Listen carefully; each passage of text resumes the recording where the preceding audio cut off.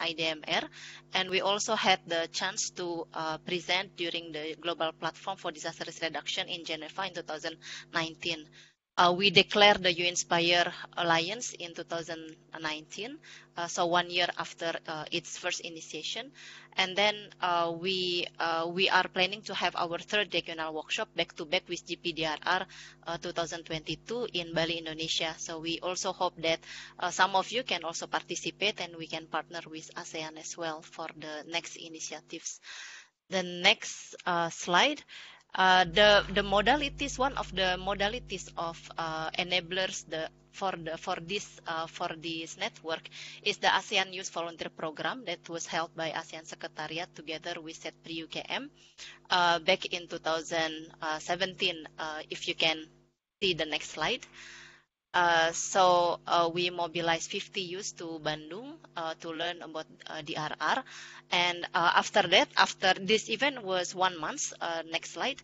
And we had having the training on voluntarism, DRR, community engagement and culture. The second and third week is community engagement. And then the fourth week is wrap up and pitching. And after the participant return back to their country, they implement their project implementation. But after this program finish, we still feel a need to belong together, and that's how it's also enable the creation of the U-Inspire platform. So after one activity is finished, we are not vanished, but we are still in one platform, and we start to create another joint activities or another knowledge sharing and etc. Maybe you can go to the next slide. Some of the testimony of our member who become the vice chair also attending today, Dr. Iva, is during her 28 days on volunteering experience. It was broaden her perspective on ASEAN, DRR, and humanitarian effort, and it has kept her effort into the DRR and also bring from local to global engagement level. So the next slide show the roadmap and our action plan. The first one is on connecting youth and young professionals in DRR in Asia Pacific, including in ASEAN. So we really want to connect all the country all the youth, young people within ASEAN. And the second is promoting dialogue, capacity building, and networking. We currently doing the DRR future thinking in disaster risk reduction. And also the third is promoting innovation. So we showcase the innovation of YYPs, what YYPs is doing. We have the U-Inspire Choco DRR Talk every fourth Saturday, every month. The next one will be this Saturday. The fourth one is promoting access to DRR information, data, and technology. And the fifth one is on publication, monitoring, and evaluation. So it's much in line, I believe, with what is our talk today. The next slide will show about some activities on our engagement on promoting dialogue, capacity building, and networking. Next slide, please. So we are doing several webinars and also several Let's DRR talk series. And in 2021, we have a Future Literacy Lab on DRR Future Thinking in collaboration with UNESCO, UNDRR, UNDP, ACLAB, U-Inspire Alliance. Some of the participants also come from recommendation from ASEAN.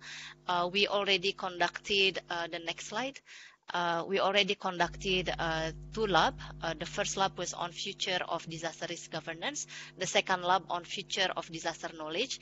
And the next lab will be on future of human behavior and hazard that will be held on 9 to 11 February 2022. We also welcome your participation. So we are collecting about 30 youth from U-Inspire Alliance chapters to discuss about what will be the DRR in 2045 and what we need to do now to embrace what we are expecting in 2045, and also how to deal with the uncertainties. In the next slide, we show some of the main key activities that our members is doing. Mainly on risk communication and community awareness, technology and innovation, including low-cost development and including what was also shared during the AHA hackathon. For example, it's similar working with local community, and also on research and dissemination.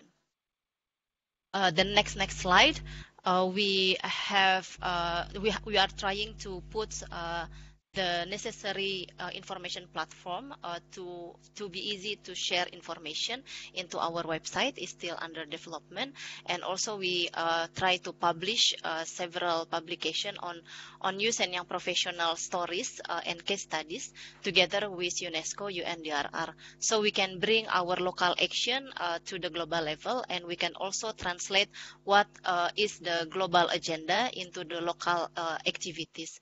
For example, some best practices from You Inspire Indonesia.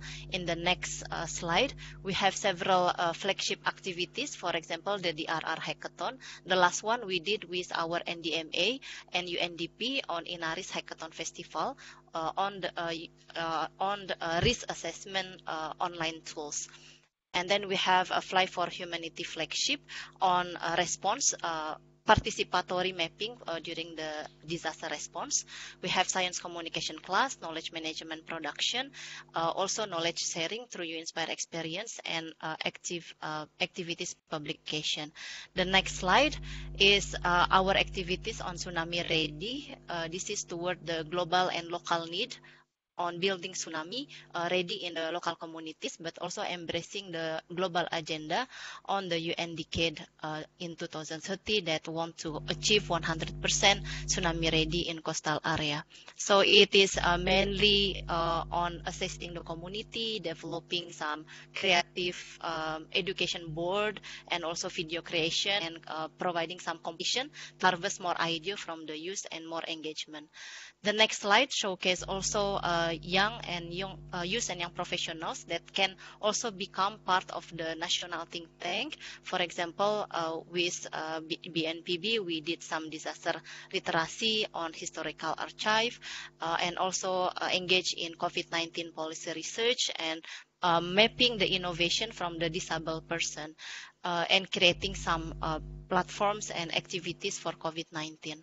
So the last slide is showing the key enablers, and moving forward, we see that You Inspire can create a bridge and accumulates the past youth engagement in DRR, and also moving forward together, especially because we have many alumni. So each DRR activities that is doing actually bring more seats, but then all these seats need a platform together. I think it was also discussed in the first session. So we are trying to provide that platform. We can still be together, so not only activity based, but we can keep together beyond the activities and create new activities and new collaboration together.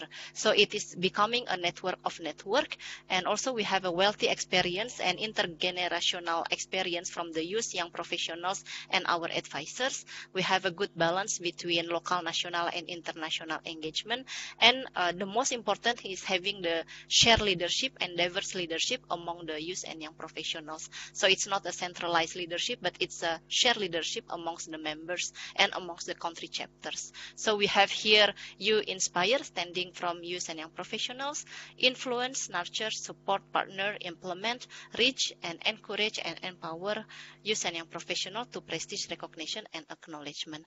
Last slide is our pledge to support the implementation of ATMER work program, mainly partnership in priority 2 on prevention and mitigation, and also on priority 5 on global leadership in safe school programs, in increasing community resilience in the region, and also strengthening cross-sectoral collaboration and civil society engagement. So we really hope that we can work together with all of you, with us ASEAN member, and maybe we can make a chapter in Brunei, Darussalam, and also in other country chapters in ASEAN, so we can strengthen our partnership and do some more collaboration together.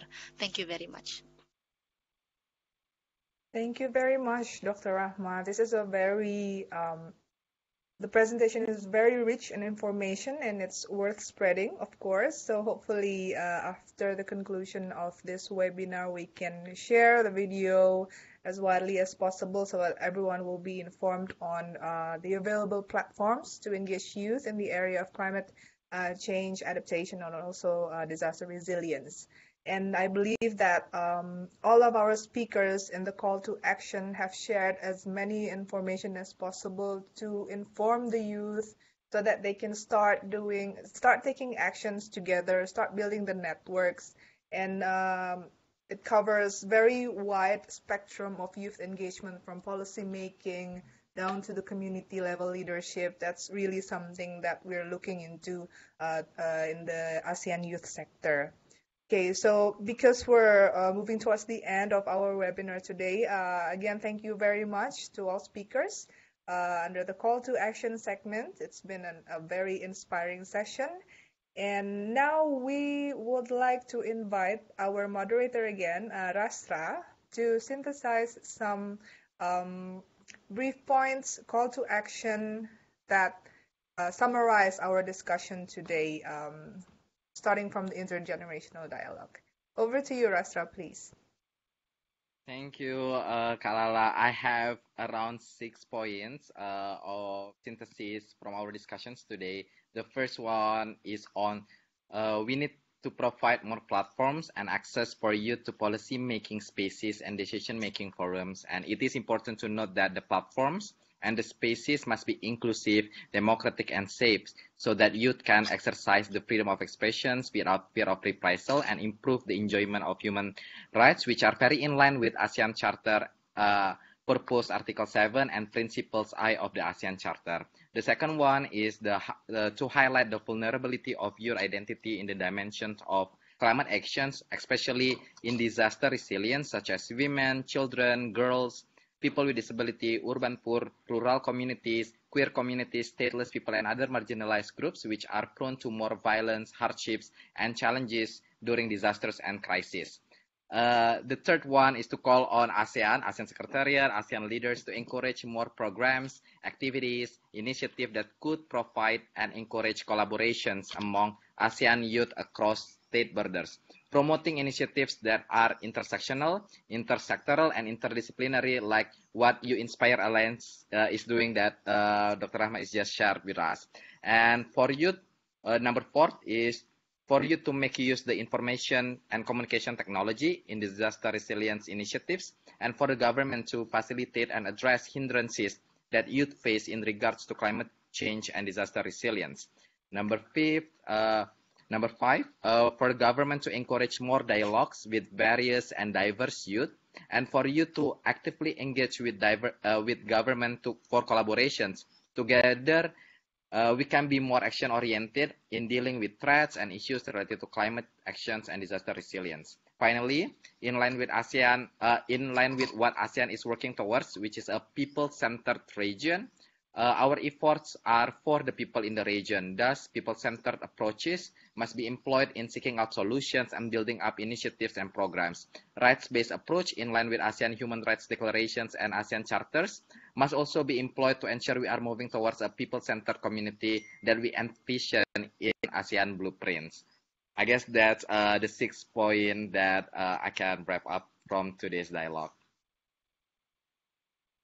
Okay, thank you very much, Rasra. I think you capture all the points that we talked about throughout the session very accurately, and I suppose this is worth spreading.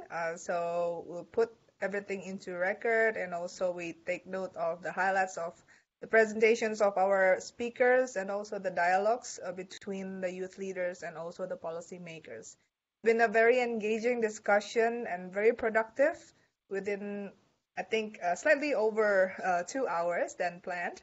So now, without further ado, I would like to invite Dr. San Win to deliver the closing remarks. And again, thank you very much to all speakers and moderators. Dr. San Win, the floor is yours, please. Okay, thank you, Nasali. Yes, here all representative. Again, I'm pleased to have the opportunity to remark on behalf of the ASEAN Chair at this intergenerational interactive webinar to commemorate the ASEAN Youth in the Climate Action and Disaster Resilience Day. So first of all, I'd like to thanks to all speakers and participants for your presentations and sharing experience at respective teams and call to action. That is one of the expected outputs of today's webinar to be formulated based on the exchange of perspectives among speakers, participants, to promote more youth-led action and disaster resilience efforts across ASEAN member states. Moreover, the presentations and call for actions made today webinar will definitely support to meet another expected outputs, that is to release the press and social media posts, including statements from different representatives of the youth groups in ASEAN and announcement of Hackathon winners, which suggested hashtag ASEAN Youth Mind Climate Action. And I was aware that ASEAN youth represents 61% of total population, while global youth 18% of the world population. There is no doubt that we have achieved fruitful outcomes today event, I hope. Youth are motivated to participate and collaborate in mainstreaming climate change into youth communities and tackling climate change measures, not only with the region, but also into international and receiving thoughts to voice out more and develop more scientific innovation to minimize disaster risks. Finally, I look forward to coordinate among ASEAN sectoral bodies to promote climate actions and disaster resilience through the critical role of ASEAN youth in alleviating crises caused by disasters and climate change. Thank you so much. Thank you very much, Dr. Sanwin, for the closing remarks. So I suppose that marks the end of our webinar today. Thank you very much to all the participants, speaker, moderator, and all the representatives, especially for representative of ACDM, AC Yazid Abdullah, and then Dr. Sanwin, of course, and also our colleagues from representing the organizations, youth organizations, and also sectoral bodies. I believe that we have representative of ASEAN member states from various sectors, the youth sector, environment sector, and also the disaster management sector. We hope that this event will lead to more cross-sectoral collaboration in the future. Again, thank you very much. This is the end of our webinar. Thank you.